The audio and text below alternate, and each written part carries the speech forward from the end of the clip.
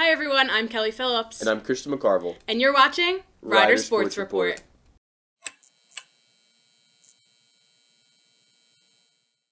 We are just a few weeks away from the start of the men and women's basketball seasons. Although their first games are not until November 5th, Rider students are pumped for the season thanks to MAACness, the kickoff event for the basketball teams, which took place on Friday, October 11th. I actually went to MAACness to see what it was all about. Check out what went down. Hey everyone, I'm Kelly Phillips with Rider Sports Report, and right now I'm here at the Alumni Gym getting ready for MAACness, which is happening tonight. So let's go see what's happening.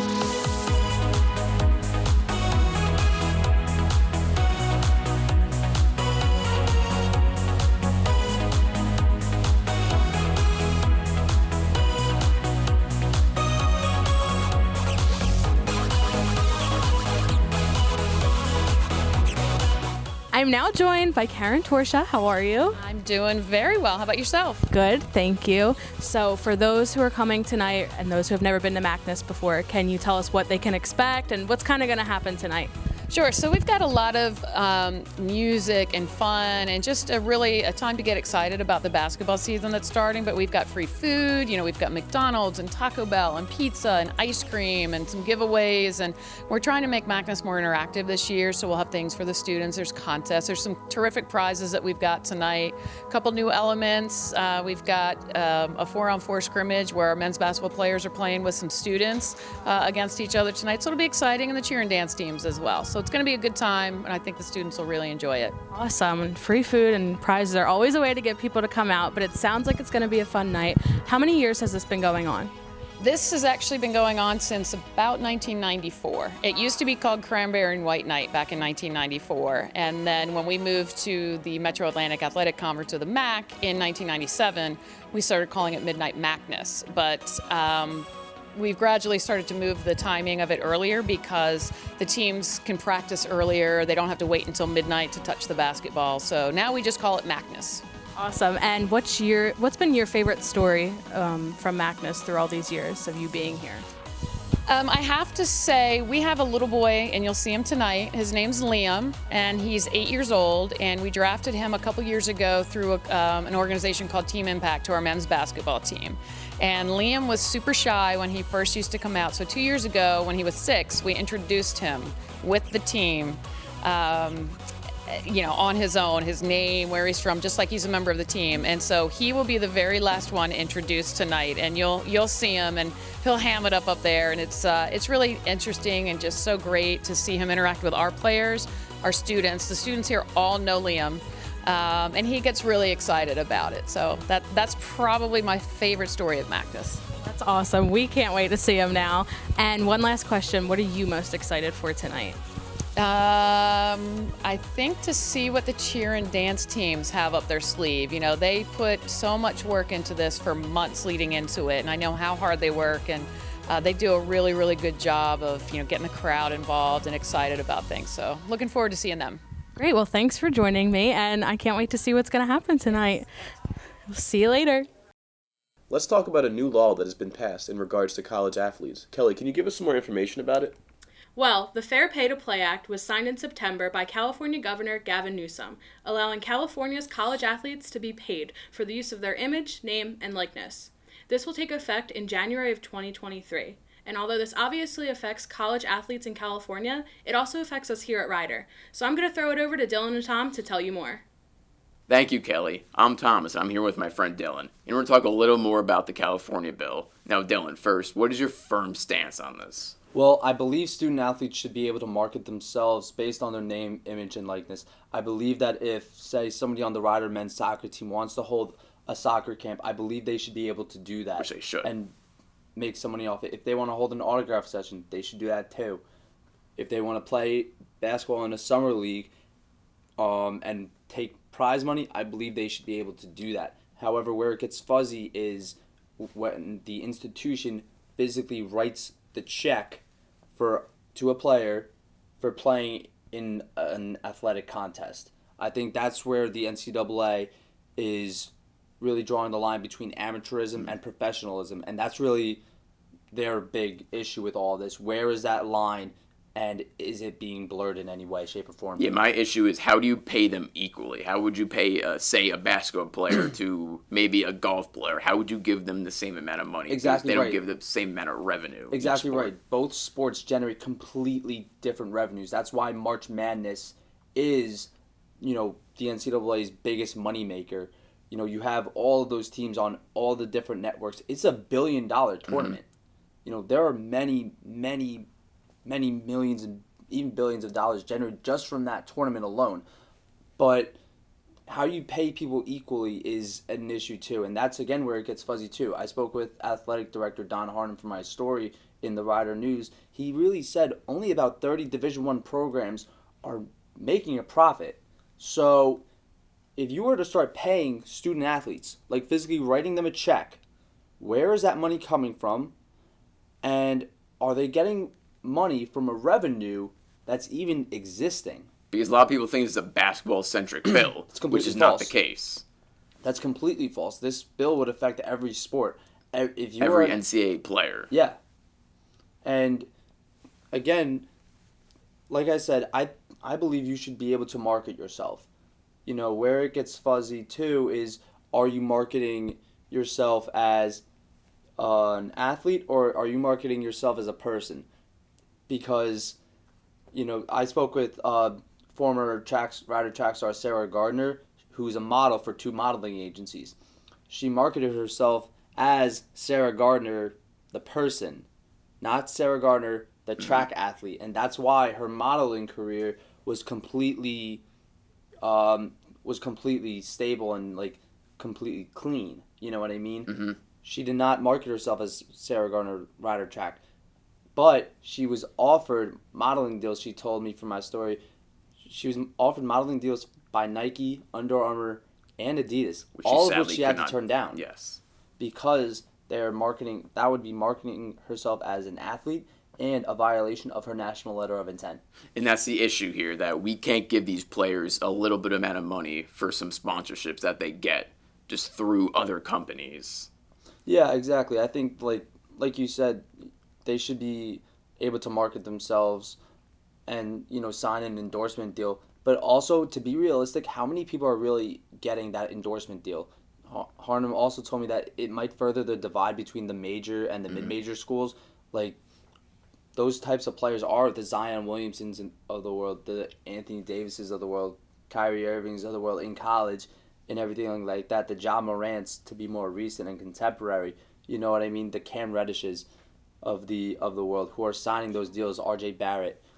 I do think if you are good enough to get a deal from a company or to get some sort of sponsorship, you should be able to take that. And Exactly. That's the big issue here. Exactly, and that again has to go with marketing yourself. But another thing is, if you're a student athlete, you're allowed to make money. Mm-hmm. You can work for the Bronx Zoo or Zoo Crew. You can work for Bronx Vision, 2 jobs on campus to name a few. You can work in the Academic Success Center. Sarah Gardner worked 3 jobs on this campus. Mm-hmm. She worked for Bronx Vision. She was a tutor. She was a grad assistant. She did a lot, all of which she made money for, but she wasn't making money off Sarah Gardner, the track athlete.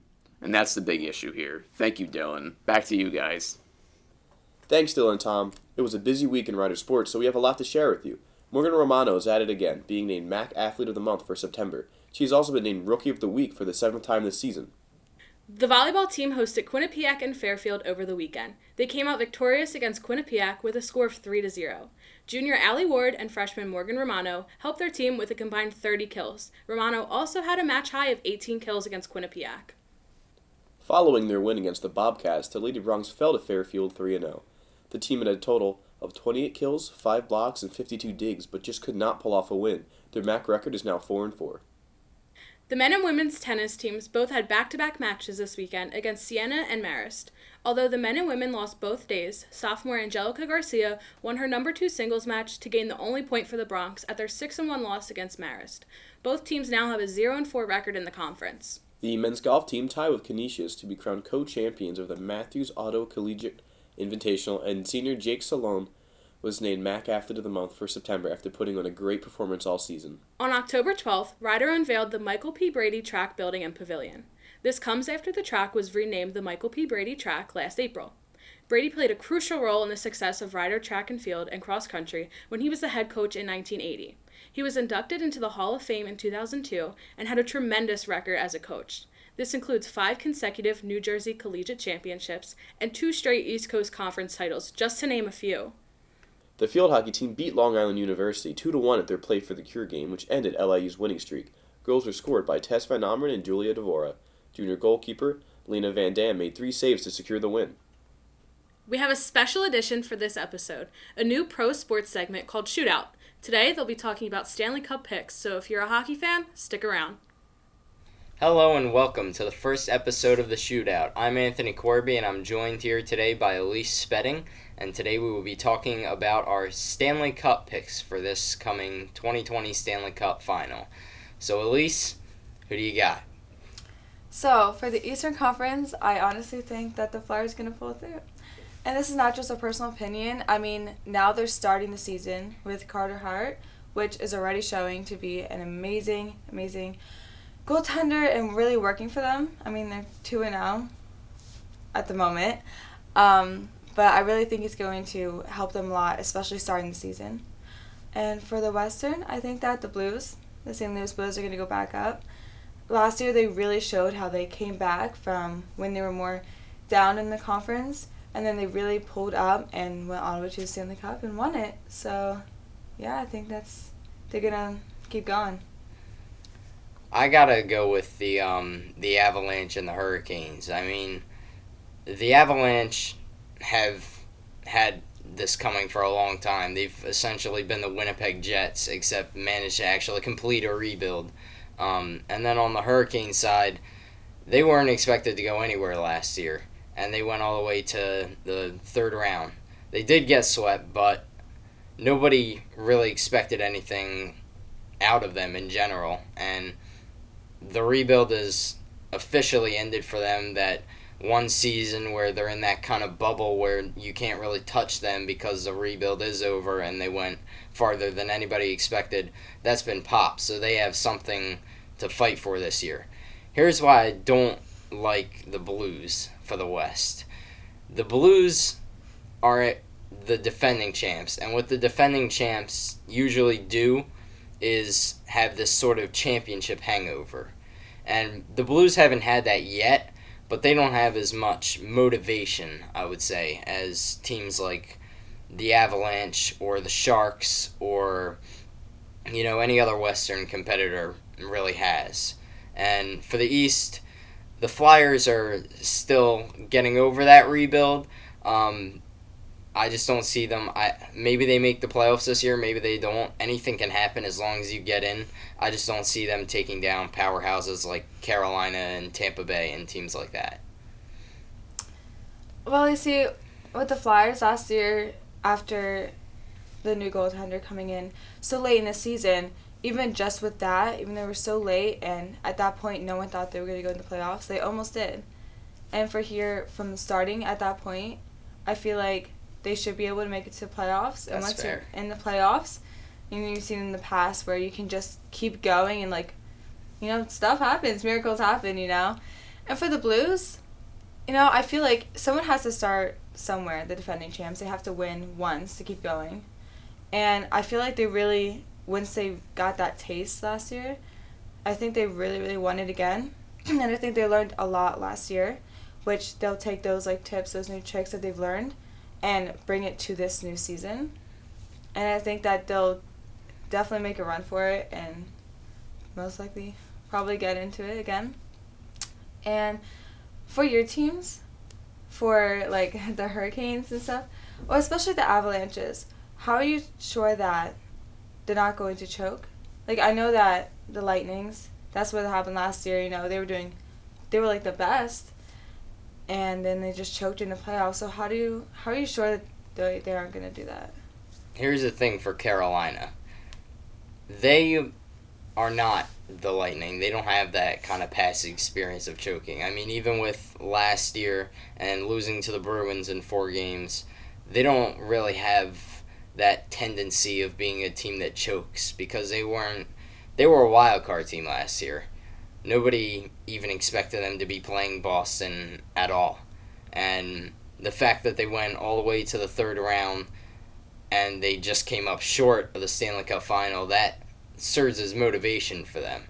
But I'm going to focus more on the West because the East could be anybody's game. Here's why I think the Avalanche are better than the Blues. The Avalanche have Mikko Rantanen and Nathan MacKinnon. They have these two solid leaders that they've essentially built their team around. With the Blues, the leader you could say is Alex Pietrangelo, but the main reason that the Blues won the Cup last year was Jordan Binnington, who's this young guy. And I have faith in Craig Berube to be able to continue to lead the Blues, but I don't think they can go to the Stanley Cup final in back-to-back years only because Jordan Binnington is still young. I don't want to call it a fluke, but I don't think that it was a season that is going to be repeated or a type of scenario that is going to be repeated by them, where they're led by their young, no longer a rookie goaltender who stands on his head and carries them to the Stanley Cup final. And they were one goal away from elimination against Dallas, too. And they were one game away from elimination against Boston. So it could be anybody's game. I think that it has to be Colorado this year just because they have a better leadership group. And if the Sharks continue to play poorly like they did to start the season, then they definitely have a really good chance at the Stanley Cup final. Thanks so much for watching. Be sure to follow us on Instagram at Rider Sports Report for updates. Once again, I'm Kelly Phillips. And I'm Christian McCarville. And you're watching Rider Sports Report.